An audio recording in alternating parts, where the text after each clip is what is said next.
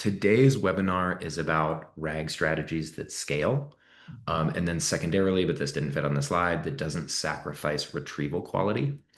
Super excited to discuss this. This is something we talk about every day with our clients. Some quick introductions on our side. My name is Kevin. I'm on the go-to-market team here at Unstructured. I am joined by Ajay, who is on the DevRel team. Awesome. The agenda for today's discussion. High level, who is unstructured? Why do we care about this problem? We're going to focus on like, how do you think about RAG? And then how do you prepare your data for the highest quality retrieval? Some housekeeping items. Make sure that chat goes in the chat box. And if you do have questions, there is a separate tab for that. We will be sending a recording of this webinar as well as resources to play around with Unstructured via email after this call. And if you do have particular use cases you want to discuss with someone like Ajay or an AI expert, go to our website, book a call. We are always happy to chat. All right. A little background on Unstructured. I say this all the time or every week. We started 3 years ago as an open source library trying to validate, do companies struggle to take unstructured documents like PDFs and convert them into structured data? You flash forward to today, and it's been a really amazing ride. We have amazing customers, 50 million product downloads, and some incredible backers who are helping us solve this problem at scale. And with that, I will turn it over to Ajay. Thank you, Kevin. Thank you. So let's get started right from the basics. So I'm just going to take you through what exactly RAG is about, and then we'll go deeper. We'll try to understand other components, and then we'll try to like put a full picture together. But let's get started. So yeah, from basics itself, what exactly is RAG? So Retrieval-Augmented Generation is a pattern that helps an LLM ground its responses in external knowledge. Now, instead of generating everything from the LLM's training data, we instead retrieve relevant context and then we pass it to the model along with the query. And this helps the LLM generate more grounded, more truthful, less hallucinated responses. So what we see here is like a very simple flow. It looks very linear. It works a lot for like simple tasks when your data is well structured, when you have like a very narrow and simple data. And it's also like pretty simple to like set up itself. But as soon as your data and queries can get complex, the structure can also start showing its limits. So on the whole baseline setup itself, like if we just look at what works and what doesn't, if you think about it, it's like from the graph itself, it's pretty simple to implement, like 10 to 50 lines of code, you're all done. It's really fast to prototype. You can just store a small data corpus somewhere and you can experiment. Works super well when you have like a narrow domain or like you have like a very clear data set on you.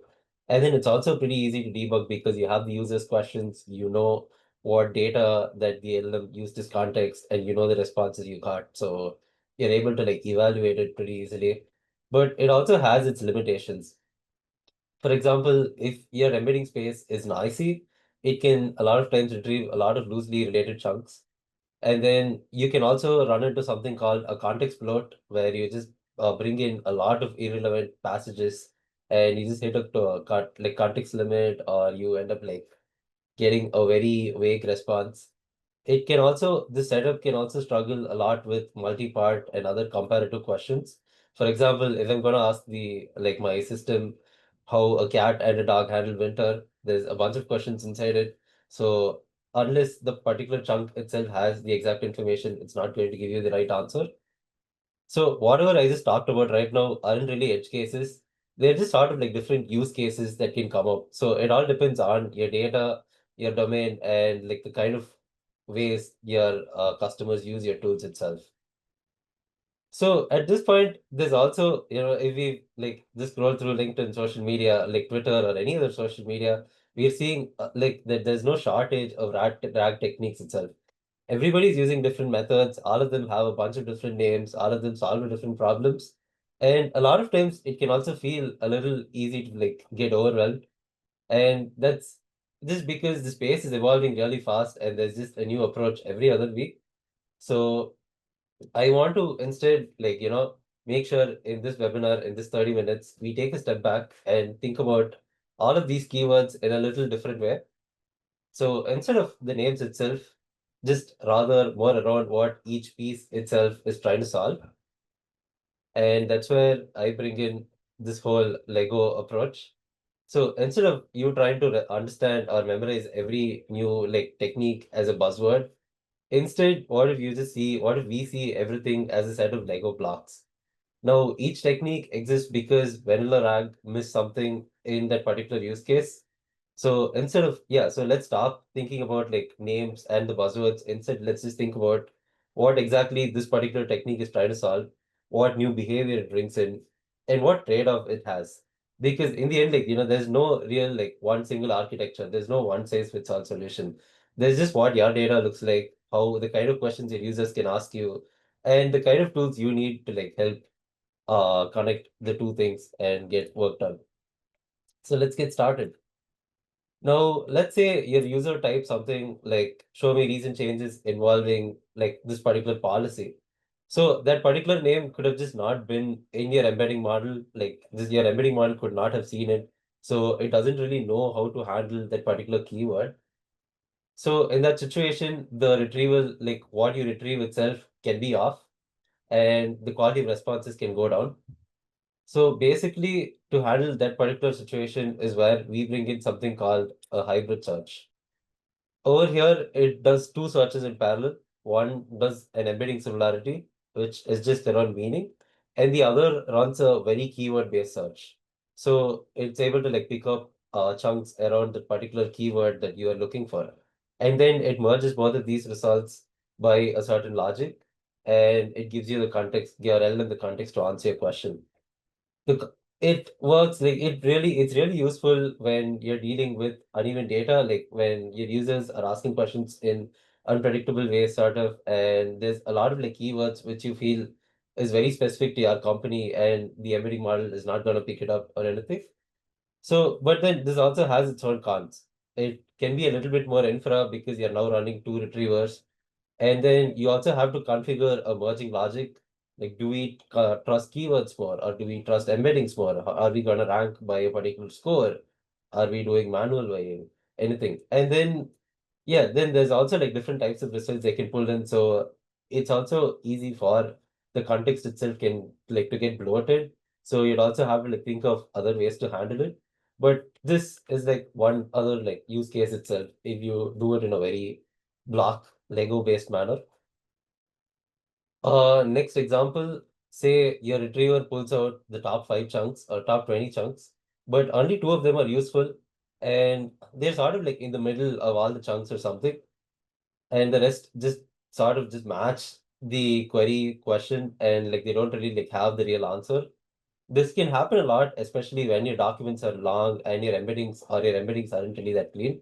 So what you need here is a way to score the relevance more precisely. So not just by distance, but also by how much each chunk is relevant to your question. That's where a re-ranker comes in. Here, you're just adding an extra block. It sits right after your initial retrieval. It takes all the chunks, and yeah, it just takes all the chunks and the question itself. And over here, within that block, instead of like us asking how close the vectors are, we instead ask that block, how well does this chunk actually answer the query? And now this gives us a better ranked set of results even before we hit the LM. And we can use that for like sorting and give the LM like more cleaner, more closer to the question type answers, like type chunks, so that you get like clearer answers. But this also has its trade-offs. Like you're also adding an extra model now. It can bring in latency and costs. If you're bringing in a larger re-ranker, you're also paying, or if you're using an API, you're sort of like paying per call. And if your queries are very domain specific, you may also need to fine tune it or adapt it. So re-ranking is great when you have noisy retrieval or you care about like tight precision, but it can also not be ideal for like high throughput or low latency pipelines unless you tune it carefully. And then let's say there's a different use case. Someone asks, what did this person or what did the CFO say on the latest earnings call? Your retriever now can look at all the documents, newsletters, articles, internal wikis, and it can give you the answer, but it can also, there's also chances of it missing what's relevant or it bringing in a lot of unneeded chunks. This issue here isn't like really with the embedding. It's really just that we are searching too wide, like we're just casting too wide of a net. So here we need a way to filter down to just who said it, and then like from where like they're referring to and the time period itself. That's where this technique called metadata filtering comes in. Here, just before you run retrieval, you just narrow down the pool based on different tags, such as the source, like whether it is said in a meeting or if it's in a PDF or if it's in a different email, and then the date ranges, maybe the author's involved or something. So all of these tags can be generated from the file metadata, like when we are parsing the files itself. And this lets us cut out a lot of irrelevant noise before you even go inside the similarity part. The upside here is that you're reducing the search space, you're improving precision, and you're also avoiding a lot of weird retrievals. But the trade-offs here are that you need very reliable metadata. So like missing mislabeled fields can also make you drop a lot of good content. And you also need to make sure that the schema you design needs to be super accurate to the downstream use case so that all of the filtering can happen seamlessly. And now you also need to rely on another enrichment pipeline to make sure that and verify that everything's getting tagged properly. So metadata filters are powerful when your corpus is large, diverse, or messy, but they're really only as good as the structure of the schema itself. And then there is another common scenario where, say, you retrieve a chunk that says like revenue rose by like 10% or something last quarter. Yeah, it's great. Like you have the chunk, you have the right chunk. It has a portion of the answer, but maybe the entire answer is on the full page itself. So in that situation, you could use a different technique called a parent document retrieval, where this is more useful for cases where the answer you're looking for is not in the chunk, but it's sort of in the entire page or it's in the entire section. So given that small chunk, you use it to map it to a larger section or a page, and you use that bigger piece as context to the LLM. The benefits for this is that it gives you more context, it gives you like fewer hallucinations, works really well in situations where your answers are all like their questions are all around like certain sections or like certain pages. But you can also take on more retrievals, like more tokens per retrieval. You can also risk pulling in a lot of too much irrelevant context, and you're also adding in an extra dependency, like which you need to track which chunk corresponds to which page or which section and so on. So this works really well when your docs are all hierarchically structured, like PDFs with clear sections or HTMLs with headings, and you also care about full context answers. And then there's this case where sometimes your problem isn't really about the retriever. Instead, it's about the query itself. Maybe the user is asking something vague, like what did they say about hiring? Or how did, like say you're Walmart and your user is asking you, how did you perform in Q2? Like there's no context about like how Walmart performed or anything. So the actual information could also, or the actual information could also be buried in different phrasing. So if you pass the raw query straight, you might just miss the answer you need. Instead, in these types of situations where we feel like or we see a lot of vague types of questions, we can bring in something called query rewriting. Here it's pretty simple. So you just add the block right after you use a query. It's an LLM that takes the user's question, generates a bunch of variants around the user's question and the domain and your instructions around that particular domain. And all of these questions are passed to the retriever, to the retriever, and you get the related chunks for all the questions. All of these are passed as context to the downstream LLM to help give you the answer. So the goal with this technique is that it will make the retriever's job easier by giving it other queries that's a lot closer to what the documents could actually say. This step can really help with catching like phrasing mismatches or like different phrasings overall. But it can also add in another model. So you're adding another LLM. So there's extra costs. And then you also risk rewriting the intent if you're not careful about the instructions. You need to be really precise with your instructions so that all the vagueness can be converted clearly. It can also make debugging harder because now you're searching with something that user actually didn't type. You're just searching with, so you need to log like an extra information as well. So query rewriting helps when you're dealing with a lot of natural language mess, or when your documents and your queries don't really speak the same language. So over here, you also need to monitor how it often helps and where it can drift. And then there is query decomposition itself. For example, say someone asks a comparison question, such as compare Q1 2023 and Q1 2024 for Walmart and Apple. In that situation, there's actually four questions. You're thinking about two companies, you're thinking about two time periods, and then you're also asking them to be compared. All of this data is going to be in like separate SEC filings. So you're not going to find a chunk that contains both of these unless like all of them are pulled out together. So the retriever might not know what to focus on, and there's no single chunk that can contain the whole answer here. So over here, you will instead think about breaking it down into a lot of sub questions. That's where query decomposition comes in. With query decomposition, you do the same exact thing as the previous step, but instead over here, you break the question into a lot of sub questions and you retrieve for each one independently and compose the answer downstream. Now your LLM has a lot of targeted relevant input, and it also has the context it needs to compare. Again, with this technique, again, it's the same as the previous one. You're using an extra model, so extra token costs and everything. You're also running multiple retrievals, and you're also thinking about keeping an orchestration layer and everything so that you're able to like track the usage costs and everything properly. So this is ideal when your domain or your use case involves the user asking a lot of broad and comparative questions, but it can be very overkill for a lot of simple fact lookups. And then this, I feel, is sort of like a bunch of building blocks put together. So if whatever the user is asking has a bunch of steps in hand, for example, if the user has a question that involves maybe doing a web search, doing the whole comparison, and then also doing a semantic search itself. And there's also use cases where sometimes user might just need a web search alone, or they might just need a semantic search alone. Then there's no single retriever like that can handle all of this. There's like multiple steps can be involved.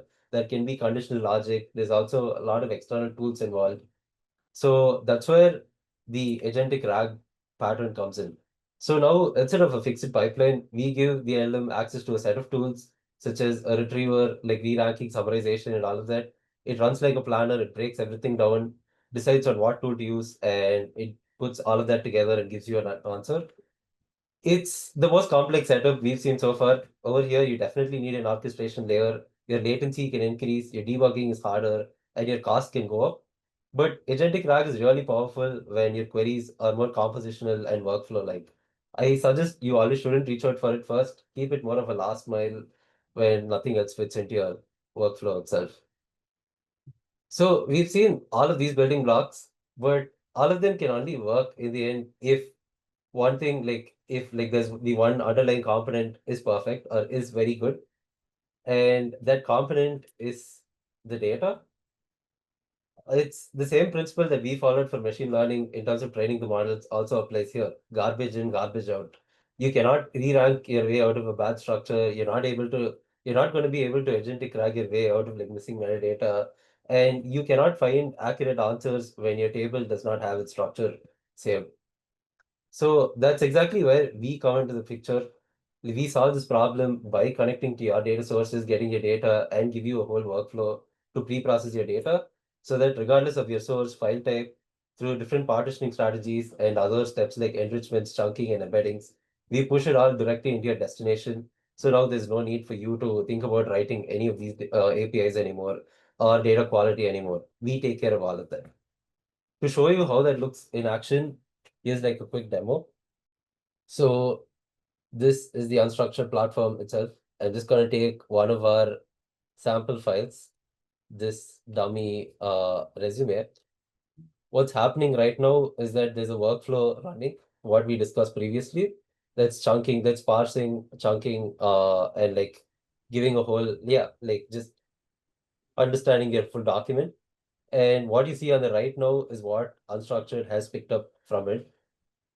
To go a level deeper, what's happening technically is that we have object detection models that are classifying each and every document element, like each and every part of the document into a certain document element, such as the name as a title And then there's narrative text for like paragraphish contents and so on. And then photos as images.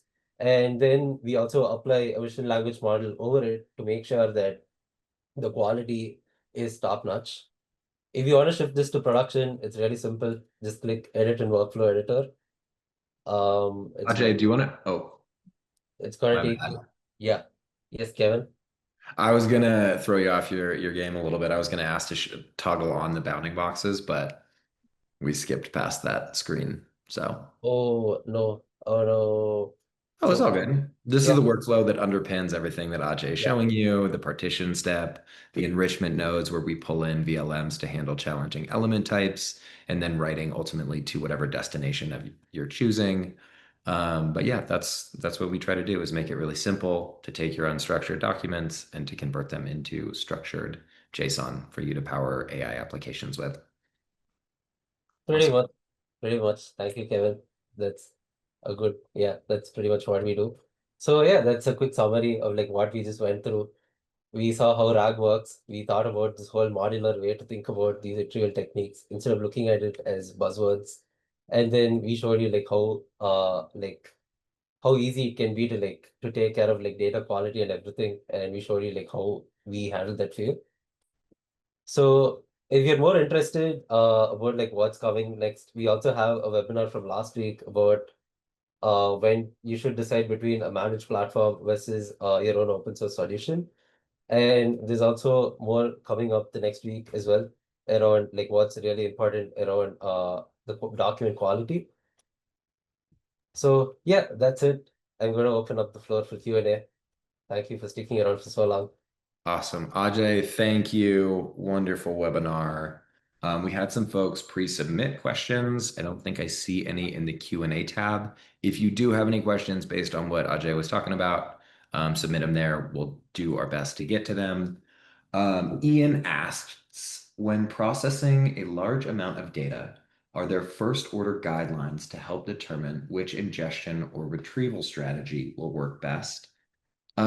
This is a really difficult question to answer in the hypothetical. Like there's a bunch of different data types, data structures, complex elements that are unique to each like industry and each company. So I don't think there's a silver bullet that I can give without knowing the answer to those questions. But what I would recommend is go to our website and like book time. If you do have these questions, we can bring someone like Ajay into the call. And we can work through to try to get you some answers to what that guidance should be. All right, next question, Ajay, this one's for you. What is the most effective way to retrieve figures from scientific manuscripts? Retrieve figures from scientific manuscripts. It's a little vague, but my take on that question is that just when I'm thinking about scientific manuscripts, I'm thinking about a lot of diagrams, a lot of images and tables. So maybe, like you need a technique that is going to tag all of the images, like what I just showed. And then you also need an enrichment that can sort of like mark all of these images so that you could use all of them in your downstream context. Okay. Yeah, and Ian, if we misinterpreted figure in that question, reach out. We're happy to clarify if that was not how it was intended.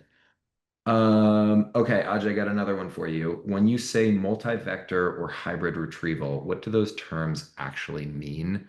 Is there like a simple mental model you use to understand the differences between the two? So hybrid is more of a mix between uh, semantic and keyword based search. So it's more of like dense retrieval plus a sparse retrieval technique, while multi-vector is just multiple dense retrievals. So you're keeping multiple vectors for the chunks, and each vector could just carry information on like a different layer of like meaning itself. So for a given question, you're gonna like compare against all of those vectors, get the results, and then you put together the chunks and answer. Awesome.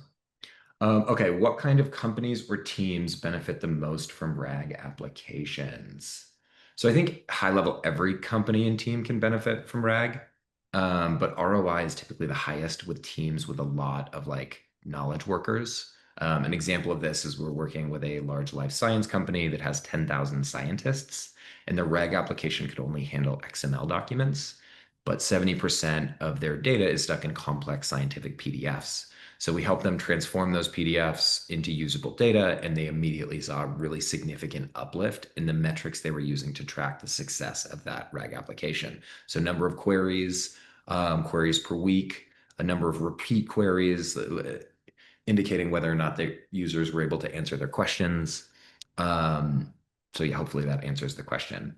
Okay, we got a rapid fire question, Ajay, because I want to be cognizant of time. So, When you're like, trying to decide what sort of chunking strategy to use, how do you evaluate what methods work and what methods don't? what methods work, what methods don't, what sort of strategy to use? I'm just thinking about all of this is a lot of experiment. So you need to understand your data, the kind of questions the user is going to ask. So if the user's questions are more around particular sections of the document or anything, so now you know that you should be chunking by like sections. If rather, they're just around like paragraphs, maybe instead just go for just splitting by paragraphs or like by a certain character limit. So just it's just a lot of experiment. So based on like think about your downstream use case, think about what you have at hand, come up with like a bunch of different like techniques and experiment and see like understand the quality of the outputs and go with the one that gives you the best output. Awesome. We are at time. I just want to say thank you, everyone, for tuning in. I want to thank the people that asked questions. Appreciate y'all. Have a great rest of your Wednesday, and we hope to see you on our next webinar. Bye, everyone. Bye everyone. Thank you.